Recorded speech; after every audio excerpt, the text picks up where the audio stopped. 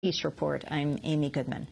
The renowned Indian physician and human rights activist, Dr. Binayak Sen, has been sentenced to life in prison. On Friday, Dr. Sen and two others were convicted in court in India on charges of sedition and conspiracy. Described as India's most famous political prisoner, Dr. Sen is known as the physician of the poor. He has spent many years working as a doctor in the rural tribal areas of Chhattisgarh in central India and reported on unlawful killings of indigenous people by the police and private militias. The region is the site of intensifying conflict between India's central government and the Maoist Naxalites. In May of 2007, Dr. Sen was charged under the draconian Unlawful Activities Prevention Act and the Chhattisgarh Special Public Safety Act. The allegations against him range from helping the Maoist insurgency, being a member of the terrorist organization, to waging war against the Indian state. In a statement released after his conviction, Amnesty International called Dr. Sen a prisoner of conscience. Asia-Pacific Director Sam Zarifi said, quote, "This sentence will seriously intimidate other human rights defenders who would provide a peaceful outlet for the people's grievances. Amnesty International believes that the charges against Dr. Sen are baseless and politically motivated," the statement said. Immediately after the sentencing Friday, Dr. Sen was taken back into custody. He had been free on bail since May of 2009. Earlier this year, Democracy Now!'s Anjali Kamat had a chance to speak with Dr. Sen by telephone while he was out on bail. I was incarcerated for reasons that were not personal, and the reason why there was an international campaign for my release was because I was incarcerated in a public cause. That was the general perception. And certainly no criminal acts have been even alleged against me so far. Whatever acts I have been, charged with are basically political in nature. So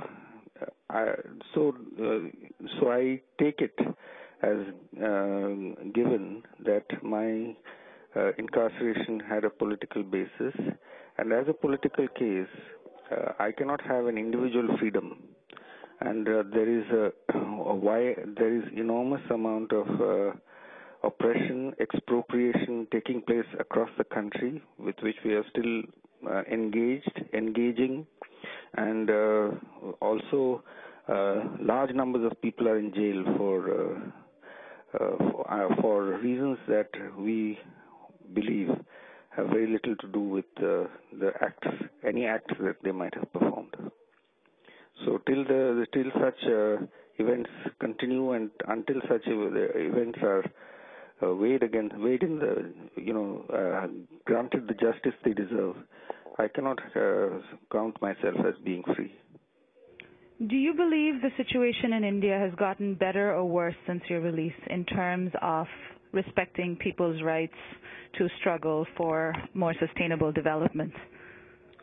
Without doubt, the situation has got worse since my release, and it is continuing to get to worsen. One is that there has now been a fairly open campaign against human rights workers and civil society workers of every description. The military campaign in the areas, in some areas of the country, has been stepped up, and the degree of violence has increased. And not only that, we also believe that the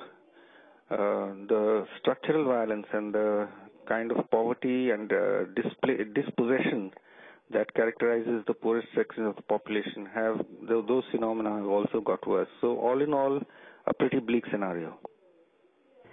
And can you comment on this law, the UAPA anti-terror law, that's being used to intimidate journalists and intellectuals into silence, people who try and talk to Maoists? It's not only people who try and talk to Maoists, but as you said, the civil society activists in general are being targeted by the UAPA, which basically tries to establish guilt by association, and people arrested under the UAPA know, in general, one remarks that there is no cogent, credible evidence brought against them. So the acts like the UAPA have been opposed in the past. Acts like the UAPA have been taken back in the past. We also note we should also note that the acts like the UAPA are not only being deployed in India, because this is a much more general worldwide phenomenon that is occurring under the guise of the war against terror, and we strongly oppose the deployment of such laws. Dr. Sen, earlier this year there was a lot of fanfare about the fact that there's so many billionaires in India who had made it to the Forbes list of billionaires. Can you talk about the other India, what poverty and hunger look like over 60 years after independence? 33% of the adult population of India have a body mass index below 18.5, which signifies chronic undernutrition. 45% of the children in India are malnourished by weight for age criteria. So simply on the basis of anthropometric figures, we find that there is chronic hunger at work in the land. If we disaggregate this figure of 33% of the adult population, we find that among those social categories who are held to be poorer, that is, for instance, the scheduled castes and scheduled tribes, 60% of the scheduled castes have a body mass index below 18.5, and 50% of the scheduled tribes have a body mass index below 18.5. Now, these figures, these proportions, bring the situation under the ambit of the WHO definition of a major public health emergency. In other words, we're talking about a famine here that is astray in the land, and we are extremely apprehensive about the future of these sections of the population, who are also the ones who are being targeted in a massive drive for displacement and dispossession. These sections of the population are able to survive only because they have access to common property resources, and when they are displaced and dispossessed from their access to common property resources, their situation worsens immediately. And we are extremely apprehensive about the future health of these communities of malnourished people. You started your question by talking about the Forbes billionaires. I think this is a mark of national shame, that there are people starving in this country and that the number of billionaires are going up.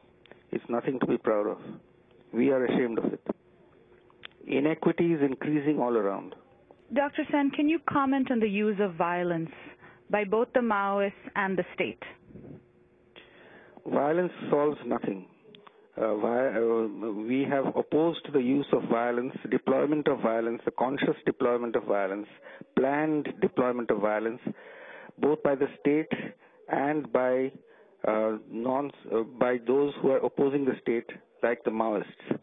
We have appealed for peace, and we believe that it's only through engagement in a political dialogue that any kind of resolution can occur. But the peace that we are asking for is not simply a cessation of violence. It also must encompass justice and equity as essential elements that need to be addressed before we can talk. We can think that peace has replaced violence. So we want peace, and we want just a peace that includes justice and equity for those who are suffering in this situation. And finally, Dr. Sen, we're speaking to you from the United States. Can you comment on what you think the role of people in the United States can be in terms of bringing light to these sorts of human rights violations in India, both from the people of the United States, but also how do you think the government of the United States is playing a role in relation to India's development? Well,